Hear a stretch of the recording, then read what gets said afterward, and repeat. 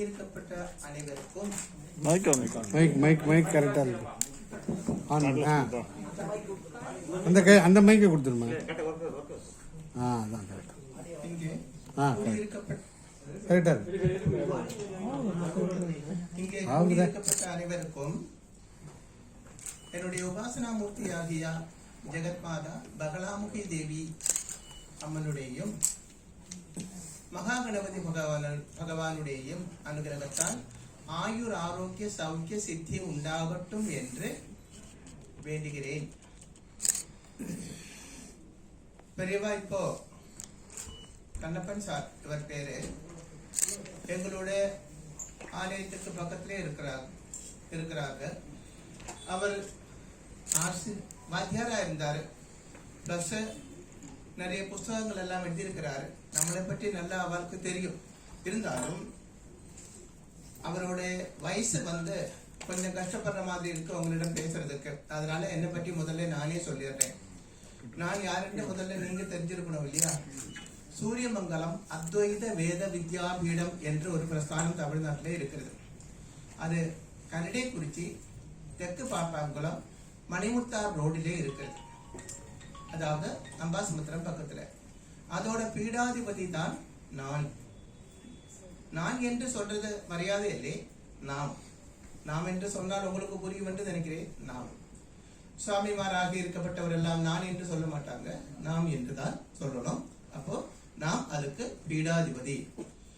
பெரியவா ஸ்ரீ ஜெயேந்திர சரஸ்வதி சுவாமிகளோட பேரு சொன்னாங்க. எங்க நம்மளுடைய வேத சாஸ்திரங்கள், தாந்திரிக வித்யை, ஜோதிஷ சாஸ்திரம் இவையிலெல்லாம் நமக்குள்ள அறிவை பாராட்டி அது சொந்தமாக அறிஞ்சும் அனுபவப்பட்டும் ஆராய்ஞ்சும் நமக்கு காஞ்சிபுரம் மடத்தோட ஆஸ்தான வித்வான் பதவியும் ராஜகுரு என்ற பட்டமும் தந்து பெரியவா நம்மளை ஆதரிக்கப்பட்டது உண்டு. அதுவும் இதே மாதிரி ஒரு ஃபங்க்ஷன்ல வச்சுதான் நடந்தது. அன்னைக்கு ஒன்னோ ரெண்டு ஆளுகளாகவும் இங்க இருக்க வாய்ப்பு இருக்கு அப்படின்னு எனக்கு தோன்றுது. Basically I am Malayali. அதனால பேசும்போது கொஞ்சம் பிரச்சனை இருக்கும். நீங்க கொஞ்சம் அதோடு கோஆபரேட் பண்ண வேண்டும். இப்போ நாம் எதுக்காக இப்படி ஒரு மீட்டிங் ஏற்பாடு பண்ணியிருக்கிறது என்றால், கொரோனா நமக்கு தெரியும். உலகத்தையே மனுஷனே அதிபயங்கரமாக வேட்டையாடி உயிரை பறித்து ஆரோக்கியத்தை பறித்து உலகத்திற்கு பெரும் துக்கத்தை தந்து கொண்டிருக்கப்பட்ட கொரோனா. அந்த கொரோனா சம்பந்தமாக நிறைய விஷயங்கள் உலகத்தில் நடந்து கொண்டிருக்கிறது. அதிலே இருந்து மனுஷனை காப்பாற்றுறதுக்காக. அது எப்படி நடக்கிறது என்றால் உங்களுக்கு தெரியும். ஹாஸ்பிட்டல்ல இப்போ தடுப்பூசி போடுறாங்க. அதுக்கு முன்னாடி சித்த மருத்துவர்கள் மருந்து கண்டுபிடிச்சு கொடுத்துட்டு இருந்தாங்க. ஆனால் அதெல்லாம் ஒரு சைடு. பின்ன ஒரு சைடு பொதுவே சொல்லுவாங்க, வேத சாஸ்திரங்களிலே மருந்தும் மந்திரமும் என்று தான் சொல்லி இருக்கிறது. பழமக்கார் எல்லாம் சொல்லுவாங்க மருந்தும் மந்திரமும் அப்படின்னு. இந்த மருந்து எதுக்கென்றால் வந்திருக்கப்பட்ட வியாதி மாறுவதற்கு. மந்திரம் எதுக்கென்றால் அந்த வியாதிக்கு காரணமாயிருந்த பிளானட்டரி பொசிஷன்ல உண்டாகப்பட்ட தோஷ பரிகாரத்துக்காக மந்திரம். அதுதான் மருந்தும் மந்திரமும் என்று சொல்லப்படுகிறது. 2019 உண்டாய சனி குரு கிரக யோகம் பிளஸ் நாலோ அதுக்கு அதிகமோ கிரகங்கள் ஒரு ராசியிலே ஒண்ணு சேர்ந்தால் இதுக்கு பிரவர்த்தியா யோகம் என்று பேரு.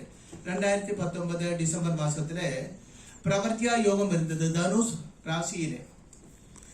பிரவர்த்தியா யோகம் அதிலே சனியும் குருவும் சேர்ந்திருந்தது. பிளஸ் சூரிய கிரகணமும் உண்டாயாச்சு.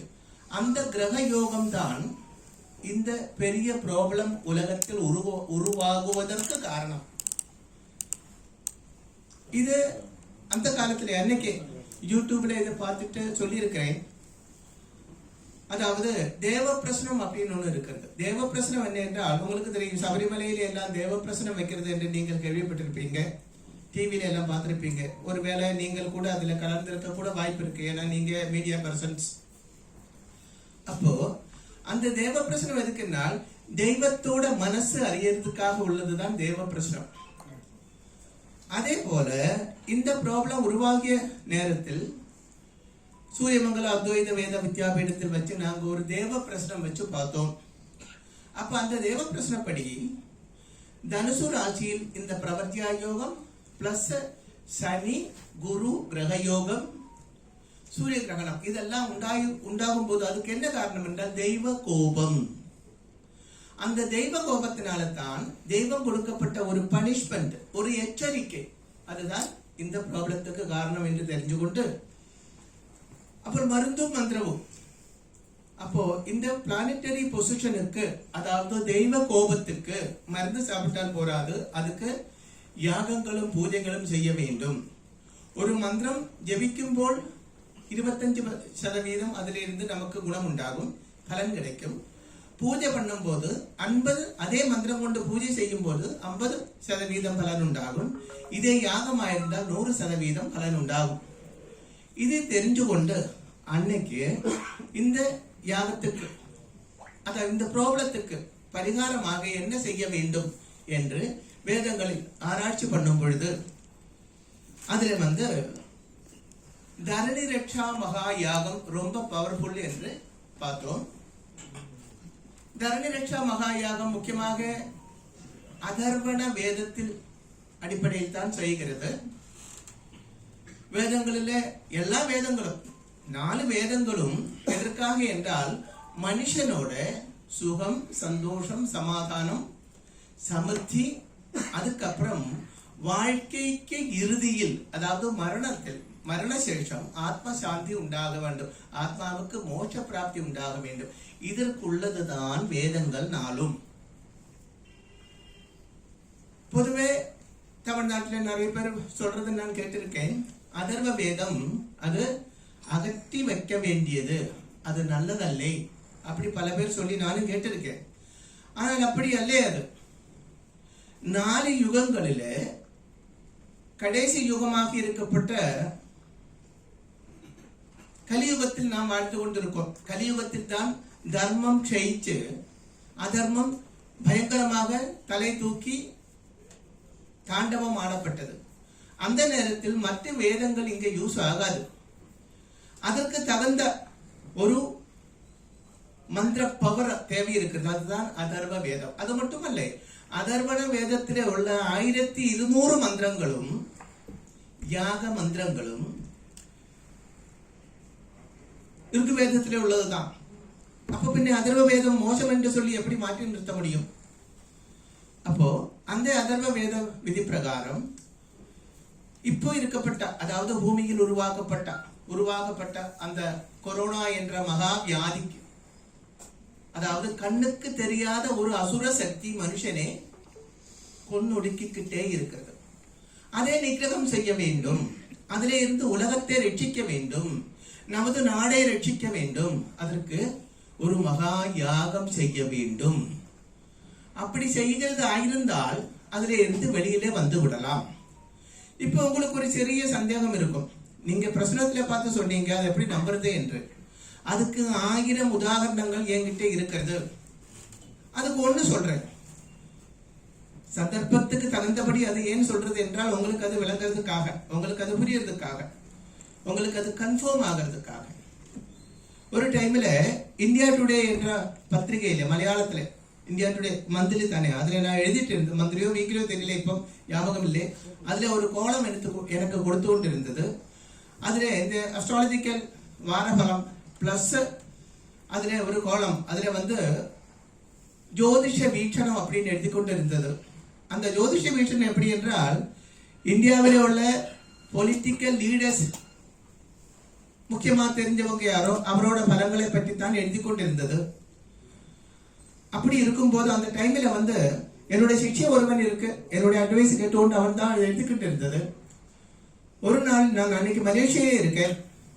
அப்போ அவர் சொன்னார், சுவாமி இன்னைக்கு எழுதுறதுக்கு மேட்டர் எதுவுமே இல்லை, எந்த லீடரோடையும் ஜாதகம் கிடைக்கவில்லை, என்ன பண்ணலாம் அப்படின்னு கேட்டார்.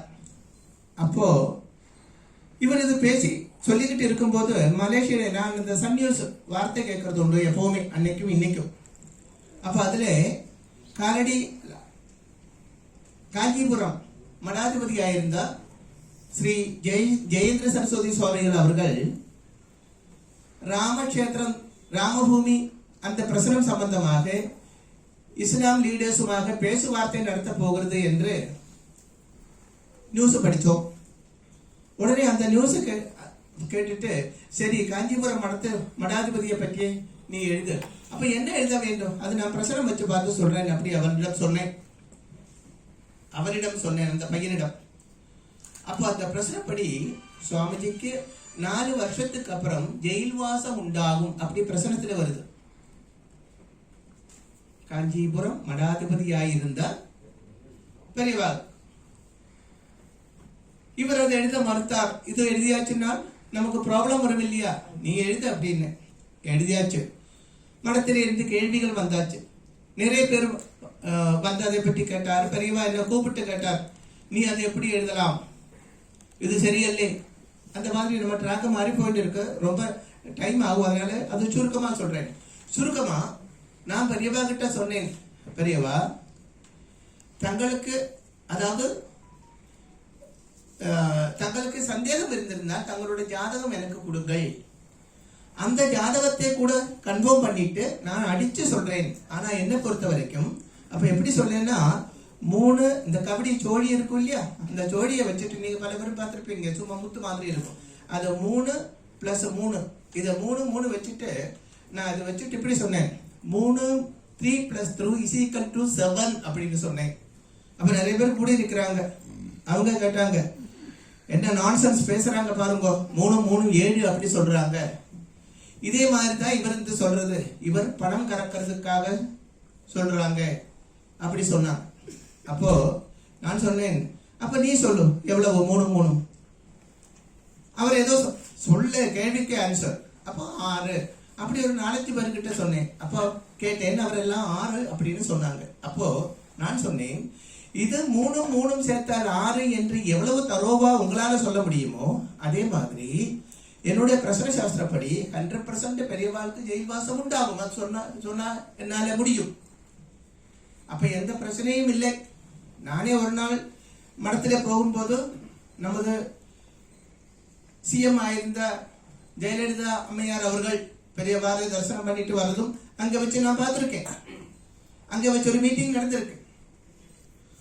அப்போ பெரியவா அன்னைக்கு அதை நம்பலை.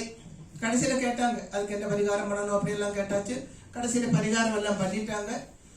அப்போ இந்த விஷயங்கள் எல்லாம் நடந்ததுக்கு அப்புறம் தான் பெரியவா எனக்கு ஒரு அவார்டு கொடுத்தாங்க. அப்போ அந்த அவார்டு சேத்பேட்ல வச்சு ஒரு ஃபங்க்ஷன்ல வச்சுதான் கொடுத்தாங்க. மீடியா பர்சன்ஸ் எல்லாம் இருந்தது. இதெல்லாம் முடிச்சுட்டு பின்னாடி வந்த அதாவது ஒரு பிரைவேட் ரூம்ல வச்சு நான் பெரியவா கிட்ட பேசுறோம். அப்ப பெரியவா கிட்ட நான் கேட்டேன், பெரியவா இந்த காலத்துல ராஜாவே இல்லையே, அப்போ எனக்கு ராஜகுரு என்று பட்டம் கொடுத்திருக்கீங்களா, அது என்ன கிண்டல் பண்ண மாதிரி தோணுது அப்படின்னு சொன்னேன். நீ ஏன் அப்படி நினைக்கிறேன், ராஜாவோட குரு என்ற அர்த்தத்துல இல்லே, நீ என்னுடைய ஜாதகம் பார்த்தது சொல்லியதுக்கு அப்புறம் இந்தியாவில் 100 பேரிடம் நான் அது காட்டினேன், யாருமே அது சொல்லவில்லை, நீ ஒரு ஆள் தான் சொன்னேன். அதனால குருக்கன்மாரில் ராஜா என்ற எண்ணத்துடன் தான் ராஜகுரு என்று பட்டம் கொடுத்தேன் அப்படி பெரியவா சொன்னாங்க. அந்த காலத்துல இருந்து அப்ப அதுக்கப்புறம் சில பரிகாரங்கள் எல்லாம் பண்ணினேன். அந்த பிரசனப்படி பார்த்தது ஜாதகப்படி பார்த்தது அப்படியே நடந்து விட்டது, அது உங்களுக்கு எல்லாம் தெரியும். அதுக்கப்புறம் இந்த ப்ராப்ளத்துல இருந்து நான் வெளியிலே வரணும். அப்போ நான் கேட்டேன், பெரியவா நான் பரிகார பூஜை பண்றேன், ஆனா ஒரு விஷயம் நான் என்ன பண்ண வேண்டும், சத்ரு சம்ஹாரம் அப்படித்தானே. அப்போ பெரியவா சொன்ன, எனக்கு சத்ரு சம்ஹாரம் கிடையாது,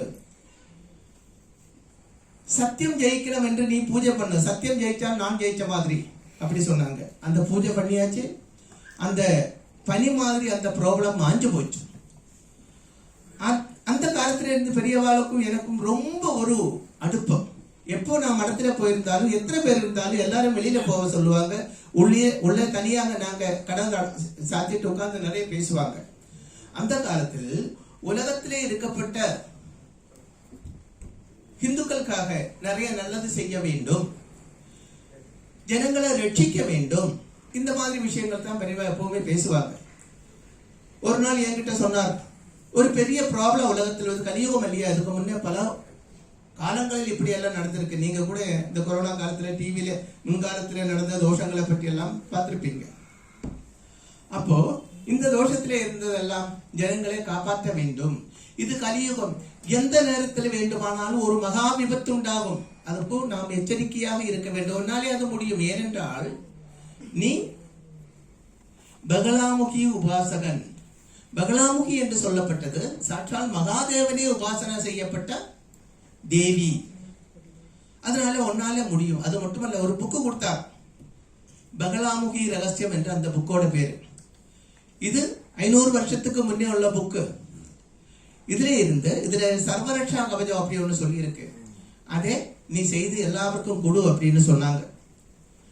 அது பண்ணி கொடுத்தோம். இப்ப நாங்க போன் பண்ணி கேட்டோம். நாங்க ஒரு 6000 பேருக்கு அது பண்ணி கொடுத்தோம். உங்களுக்கு ஏதாவது பிரச்சனை இருக்கான்னு கேட்டேன். இந்த கொரோனா வந்ததுக்கு அப்புறம் 1-2 ஆளுகள் மட்டும் சொன்னாங்க, பினான்சியல் ப்ராப்ளம் நிறைய இருக்கு சுவாமி, வருமானம் இல்லை, பணக்கட்டுப்பாடு அப்படி சொன்னாங்க. அது எல்லாருக்கும் இருக்கப்பட்டது அவங்களுக்கு தெரியும். வேற யாருக்கும் அந்த குடும்பங்கள்ல ஒன்றும் நாள் இது வரைக்கும் எந்த ப்ராப்ளமும் வரவில்லை. இந்த மாதிரி ஏகப்பட்ட அனுபவங்கள் எனக்கு இருக்கு. எப்பவுமே ஒரு டாக்டர் ஒரு வியாதி என்று சொல்லும் போது அந்த டாக்டரோட மருந்து குறிச்சு கொடுப்பாரு. 10 பேருக்கு ஒரே மருந்து குறிச்சு கொடுத்த அந்த வியாதி மாறும்போது டாக்டருக்கு தெரியும் இந்த வியாதிக்கு இந்த மருந்து பெஸ்ட். எந்த பேஷண்ட் போயிருந்தாலும் எந்த பேஷண்ட் போயிருந்தாலும் உடனே அவர் அந்த மருந்து குறிச்சு கொடுப்பாரு. அதே மாதிரி எனக்கு அனுபவங்கள் நிறைய இருக்கிறது. 65 வயசுக்கு மேல் பிராயம் இருக்கிறதுன்னு தோணுது எனக்கு. சின்ன வயசுல இருந்தே நான் நம்பூதிரி குருகுலத்தில் போய் இதெல்லாம் படிக்க வேண்டும். அப்படி குருகுலத்தில இருந்து வேதங்களும் முக்கியமா தாந்திரிக சாஸ்திரம், ஜோதிஷம் இவையெல்லாம் படிச்ச ஆள். அனுபவங்கள் நிறைய இருக்கிறதுனால தான் அன்னைக்கு பிரச்சனை வச்சு பார்த்து இந்த கொரோனாவுக்கு காரணம் தெய்வ கோபம், அதனால தெய்வ பிரீதி உண்டாக்க வேண்டும். அதற்கு நம்ம ஒரு யாகம் செய்ய வேண்டும். தரணி ரட்சா மகா யாகம் ரொம்ப பவர்ஃபுல், நமக்கு முக்கியமா அவசியம் உள்ளது. ரோகத்துக்கு தகுந்த மருந்து என்று சொன்ன மாதிரி இப்போ இந்த ப்ராப்ளத்துக்கு முக்கியமானது அதுதான் அப்படின்னு தெரிஞ்சு கொண்டு, ஆனால் அதுக்கு பெரிய ஒரு செலவாகும். சூரியமங்கலம் அத்வைத வேத வித்யா பீடத்துல 4 யாகசாலைகள் இருக்கு. இந்த 4 இடங்கள்லயே வச்சு அது பண்ணலாம். அப்போ அதுக்கு செலவு உண்டாகும். அந்த அளவுக்கு ஒரு பெரிய அமௌண்ட் எடுத்து செய்து இந்த யாகத்தை நடத்தக்கூடிய கெப்பாசிட்டி சூரியமங்கலம் அத்வைத வேத வித்யா பீடத்துக்கு, அதாவது எனக்கு அது இல்லை. சிந்திச்சேன். அப்போ உலக நன்மைக்காக பப்ளிக் நல்லதாக இருக்க வேண்டும் என்று சிந்திச்சு கொண்டு பொதுஜன நலத்துக்காக வாழப்பட்ட நிறைய ஆளுகள் இருக்காங்களே, எங்களோட நம்ம பிரைம் மினிஸ்டர் உட்பட.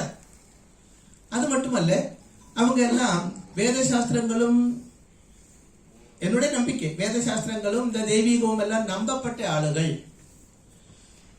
நிறைய குரு ஜனங்கள் அவருக்கு ஹெல்ப்பாக கூட இருப்பாங்க. அப்போ அவர்கிட்ட ஒரு லெட்டர் எழுதியாச்சுன்னா என்ன, இதுக்கு ஒரு ஹெல்ப் உண்டாகும் இல்லையா அப்படி நினைச்சு கொண்டு முதல்ல நான் சகல மடங்களுக்கும் நாம் லெட்டர் எழுதினேன். இந்தியாவிலே பெரிய பெரிய மடங்கள் நிறைய இருக்கிறது, உங்களுக்கு தெரியும். பல ஆயிரம் கோடி கணக்கு சொத்து இருக்கப்பட்ட மடங்கள் இருக்கிறது, உங்களுக்கு தெரியும். லட்சக்கணக்கு டெய்லி வருமானம் இருக்கப்பட்ட மடங்கள் இருக்கு, உங்களுக்கு தெரியும். அவருக்கெல்லாம் லெட்டர் அனுப்பினேன். இப்படி ஒரு ப்ராப்ளம் இருக்கு, நமக்கு இதுக்கு பரிகாரம் பண்ணலாம். நீங்க என்ன படிச்சிருக்கோ அது நீங்க பண்ணுங்க. அதாவது இடங்களிலே இது பண்ணும் பொழுது உலகத்திலே உள்ள அந்த ப்ராப்ளம் மாஞ்சி போய்விடும். அது அதாவது இடங்களிலே பண்ணணும். ஏன் அப்படி சொன்னேன் என்றால், இப்ப என்னோட கிட்ட ஒரு ஊதுவத்தி இருக்கு. அது நான் இங்க கொளுத்தி வச்சா இங்க மட்டும்தான் வாசனை இருக்கும். 4 இடங்கள்ல கொளுத்தி வச்சா காலு ஃபுல்லா வாசனை வரும். அதே மாதிரி இந்த யாகங்கள் அதாவது இடங்களிலே இந்தியாவிலே நடக்கும் போது உலகத்திலே இது உலகத்திற்கே ஒரு பாதுகாப்பு உருவாகும். இந்த கொரோனா என்ற அசுர சக்தியை அழிக்க முடியும். இது கலியுகம். ஈஸ்வரன் நேரே வந்து நம்மளை காப்பாத்தாது. அப்ப நாம் இது செய்ய வேண்டும். அப்படி எல்லா மடாதிபதிகளுக்கும் எழுதினேன், மடங்களுக்கும் எழுதினேன். எந்த ரெஸ்பான்ஸும் இல்லை, எந்த ரெஸ்பான்ஸும் இல்லை. அதுல சிலவங்க சொன்னாங்க, தியானம் பண்ணினால் போதும் கொரோனா வாஞ்சு போயிடும். வேற சிலவர் சொன்னாங்க, பிராணாயாமம் பண்ணினால் போதும், எனக்கு என்ன மூச்சு பயிற்சி பண்ணா போதும், கொரோனா வாங்கி போயிடும். பின்ன ஒரு சிலவர் சொன்னாங்க யோகா பண்ணினால் போதும் இது மாறி போயிடும். அது ஒன்றும் ஒர்க் அவுட் ஆகாது. அப்புறம் வேற என்ன வழி? இவங்க யாருமே ஒன்றும் பண்றது இல்லை. அதாவது இடங்கள்ல விசாரிச்சு பார்த்தேன், எங்கேயுமே எதுவுமே நடக்கிறது இல்லை. அப்ப எனக்கு தோணுச்சு, சரி பிரைம் மினிஸ்டருக்கு லெட்டர் அனுப்புவோமே. ஸ்ரீ நரேந்திர மோடி அவர்களுக்கு லெட்டர் அனுப்பினேன், இந்தியன் பிரசிடென்ட்டுக்கு லெட்டர் அனுப்பினேன், இங்கே உள்ள ஸ்ரீ பழனிசாமி அவர்களுக்கு லெட்டர் அனுப்பினேன். உலகத்தை காப்பாற்றுவதற்காக நமக்கு இது பண்ணலாம். ஏன் என்றால் நான் ஒரு சாஸ்திரம் படிச்சிருக்கிறது, அதுக்கு 100% பலன் இருக்கு என்ற அனுபவத்துல எனக்கு தெரியும். அப்ப இதை யூஸ் பண்ணலாம். நம்ம ஒரு வித்தியை படிச்சாச்சுன்னால் சந்தர்ப்பம் வரும்போது அது உபயோகிக்குவதற்கு அல்ல என்றால் அந்த வித்தியை படிச்சு பிரயோஜனம் இல்லை இல்லையா? அதனால நான் சொன்னேன் நமக்கு இது பண்ணலாம். ஒரு லெட்டர் அனுப்புறேன், 2 லெட்டர் அனுப்புறேன், 3 லெட்டர் அனுப்புறேன், எந்த பலங்களும் எங்கேயுமே இல்லை. ஆனா சில ஆளுகள் மட்டும், அதாவது ரொம்ப few persons, அவங்க சூரியமங்கலமாக பந்தப்புள்ள ஆளுகள், அவங்க வந்து 5000 10,000 ஒரு 10 பேர் ஒரு நாள் பூஜை எடுத்து நடத்தினாங்க. அப்படி எதுக்கும் அந்த கொரோனா வந்து ஏறிக்கிட்டே போகுது. 2020 ஏப்ரல் மாசத்துல 2000 பிளஸ், அது மெயிலே 20,000 பிளஸ், ஜூனில் 67,000 பிளஸ், ஜூலையில 1,55,692 பேருக்கு வந்துருச்சு. ஆகஸ்ட் மாசத்துல 1,82,182 பேருக்கு, இது மீடியாயில இருந்து எடுத்ததுதான், உங்களுக்கு தெரியும், அப்படி வந்திருக்கு. அப்போ நான் நினைச்சேன் இது நாளைக்கு நீங்க உங்களுக்கும் வரலாம், எனக்கும் வரலாம், கூட உள்ள யாருக்கு வேணும்னாலும் வரலாம். அப்ப படிச்ச சாஸ்திரத்தை உபயோகப்படுத்தலாம் அப்படி நினைச்சு கொண்டு சரி எதுக்கும் நமக்கு யாகத்தை ஆரம்பிப்போம். யாகத்தை ஆரம்பிக்கிறதுக்குள்ள ஏற்பாடு பண்ணி யாகம் ஆகஸ்ட் மாசம் 3ஆம் தேதி அன்னைக்கு ரொம்ப நல்ல நாளாக இருந்தது. அன்னைக்கு வந்து